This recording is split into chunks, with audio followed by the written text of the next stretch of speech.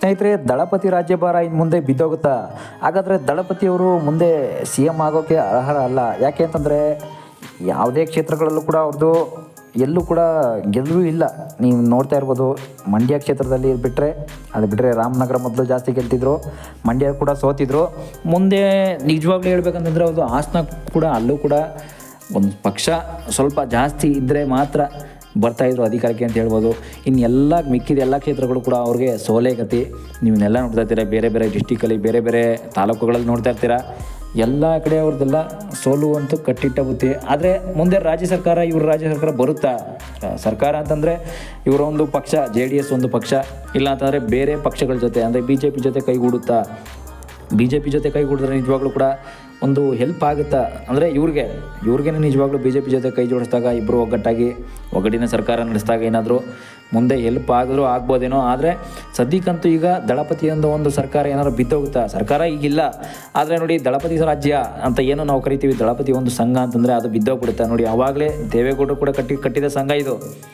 ದೇವೇಗೌಡರು ಅವಾಗ ಅವ್ರ ತಾತನ ಕಾಲದಲ್ಲಿ ಮೊಮ್ಮಗನಿಗೆ ಏನಿದೆ, ಮೊಮ್ಮಗನ ಒಂದು ಅಧಿಕಾರಕ್ಕೆ ಬರಬೇಕು, ಮೊಮ್ಮಗನ CM ಆಗಬೇಕು ಅನ್ನೋ ಒಂದು ರಾಜ್ಯಭಾರ ನಡೆಸಿದರು.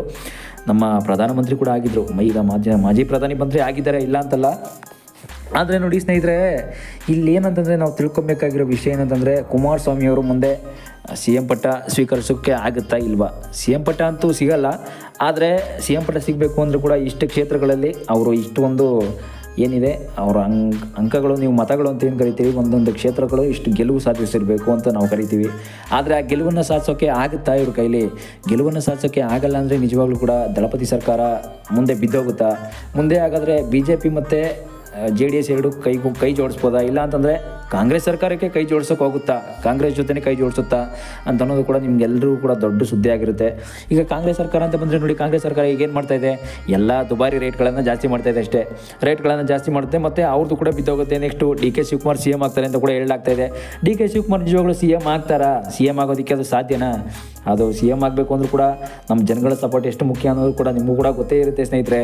ಈಗ ನೋಡಿ, ಕುಮಾರಸ್ವಾಮಿ ಅವರು ಮಿತ್ರರೇ ಏನು ಹೇಳ್ತಾರೆ ಅಂತಂದರೆ, ನಮ್ಮ ದಳಪತಿ ಸರ್ಕಾರ ಏನಾದರೂ ಅಧಿಕಾರಕ್ಕೆ ಬಂದರೆ, ನಮ್ಮ JDS ಸರ್ಕಾರ ನೋಡಿ, ಅವರು ಹೊರವತ್ತ ಮಹಿಳೆ ಏನಂತ ಒಂದು ಸಿಂಬಲ್ ಇದೆ, ಅದರಲ್ಲೂ ಕೂಡ ತುಂಬ ಅವರು ಮೆನ್ಷನ್ ಮಾಡಿ ಹೇಳ್ಬಿಟ್ಟಿದ್ದಾರೆ. ನಾವು ಹಳ್ಳಿಗೂ ಕೂಡ ಮೂಲೆ ಹೋಗಿ ನೋಡಿ, ಅವರು ಹೊರೆ ಹೊತ್ಕೊಂಬರೋ ಒಂದು ಸಿಂಬಲನ್ನು ನೋಡಿ ಅವರು ತೀರ್ಮಾನ ಮಾಡಿಬಿಟ್ಟಿದ್ರು. ನಾವು ಹಳ್ಳಿಗೂ ಮೂಲೆಗೆ ಹೋಗಿ ನಾವು ನಮ್ಮ ಮಹಿಳೆಯರು ಏನಿದ್ದಾರೆ, ನಮ್ಮ ಅವ್ರನ್ನ ಕಾಪಾಡ್ತೀವಿ. ಸುರಕ್ಷಿತವಾಗಿ ಅಂತಲ್ಲ, ಎಲ್ಲರೂ ಕೂಡ ನಾವು ಒಂದೇ ಸಮನಾಗಿ ನೋಡ್ತೀವಿ ನಮ್ಮ ಜನಗಳನ್ನ. ನಾವು ಇಲ್ಲಿ ಜಾತಿ ಭೇದ ಮಾಡಲ್ಲ ರಾಜಕೀಯದಲ್ಲಿ. ಯಾಕೆ ಅಂತಂದರೆ ನಮಗೆ ಜನಗಳ ಸೇವೆ ಮುಖ್ಯ.